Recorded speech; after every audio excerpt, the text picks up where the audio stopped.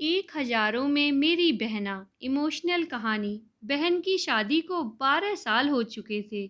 उसका ससुराल पड़ोस के गांव में था, लेकिन मैं अब तक कभी उसके घर नहीं गया था। लेकिन वह कभी कभार सबसे मिलने घर आती थी। एक दिन मेरी पत्नी ने मुझसे कहा कि तुम्हारी बहन जब भी आती है तो उसके बच्चे पूरे घर पर कब्जा कर लेते हैं और बहुत परेशान करते हैं। पूरे घर में सामान फैला देते हैं। खर्चा तो 2 गुना बढ़ जाता है। तुम्हारी माँ तो चोरी चुपके से उसे साबुन, वॉशिंग पाउडर, चावल और दाल यह सब चीज़ें देती रहती है। यह सब सुनकर मुझे बहुत गुस्सा आया। मैं मुश्किल से घर का खर्चा चला पाता हूँ और मेरी माँ मेरी बहन को सब कुछ दे देती है। एक बार बहन घर आई थी, तभी उसके बेटे ने टीवी का रिमोट ही तोड़ दिया। मुझे गुस्सा आ गया और मैंने अपनी माँ से कहा कि दीदी को ऐसे बार बार घर नहीं आना चाहिए, बस दिवाली पर ही आया करे। और जो तुम झोला भर के सामान देती हो वह भी बंद कर दो। माँ ने कुछ नहीं कहा, पर बहन ने सब सुन लिया था, लेकिन वह कुछ भी नहीं बोली। 4 बजे चुके थे। उसने अपने बेटे को तैयार किया और कहा, भाभी मुझे बस स्टॉप तक छोड़ दो। मैंने ऐसे ही झूठ मूठ दीदी को बोला, जा रही हो दीदी, कुछ दिन और रुक जाती। उसने मुस्कुराते हुए कहा, अरे नहीं, बच्चों की छुट्टियां खत्म हो रही हैं, हमें जाना चाहिए अब। एक दिन हम दोनों भाइयों के बीच जमीन का बंटवारा होने वाला था।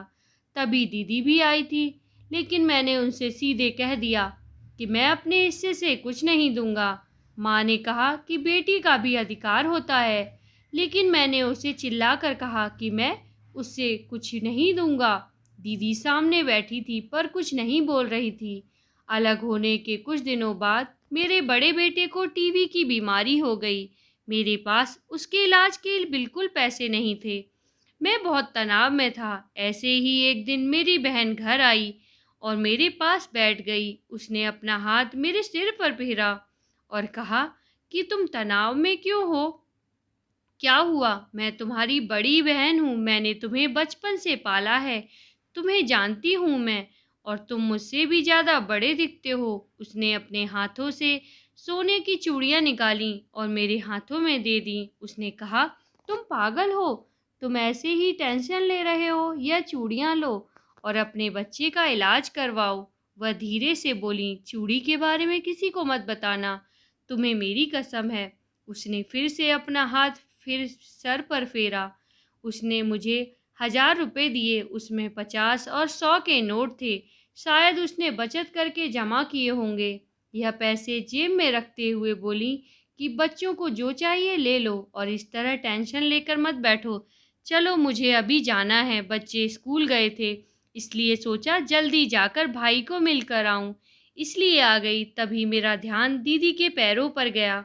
उसने टूटी हुई चप्पल पहन रखी थी और पुराना दुपट्टा पहना था।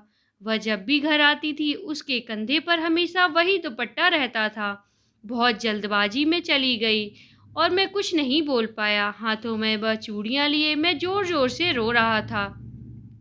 हम भाई कितने स्वार्थी होते हैं ना, पल भर में बहन को पराया कर देते हैं और बहनें अपने भाई का जरा सा भी दर्द बर्दाश्त नहीं कर पाती। उसके घर में वह कई समस्याओं का सामना करती है। दोस्तों, हमें थोड़ा समय देकर और अपनी बहन से हाल चाल पूछना चाहिए। बस एक पल के लिए मुस्कुराएंगे उतना काफ़ी है। उन्हें हमसे और कुछ नहीं चाहिए होता। यह सच है। किसी ने कहा है कि एक बहन दूसरी माँ होती है।